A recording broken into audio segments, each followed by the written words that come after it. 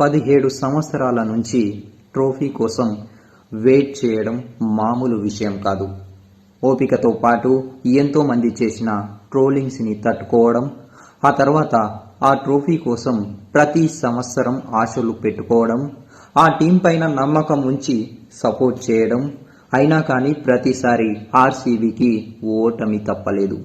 అయినా కానీ fans support చేయడం జరిగింది. వెనక్కి తగ్గేదే లే అన్నట్టు. 17 సంవత్సరాల తర్వాత ఇప్పుడు జూన్ 23, 2025లో ఆర్సీబీ ట్రోఫీ గెలవడం జరిగింది.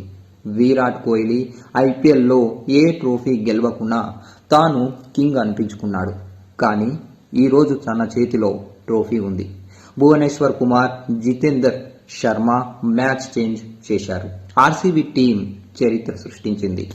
ఈ గెలుపు ఓన్లీ గ్రౌండ్ అండ్ టీంకు మాత్రమే కాదు, ఇంతవరకు ఓడిపోయినా కానీ ఆ టీంని వదలకుండా సపోర్ట్ చేసిన వాళ్ళందరిది కూడా.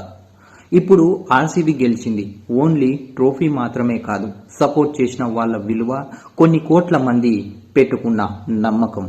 నేను చూసినంత వరకు ఆర్సీబీ ఫ్యాన్స్ చాలా మంది గుడిలో ఎక్కువగా ఆర్సీబీ గెలవాలని పూజలు చేయించడం, అటువంటి వీడియోలు ఎక్కువగా చూశాను.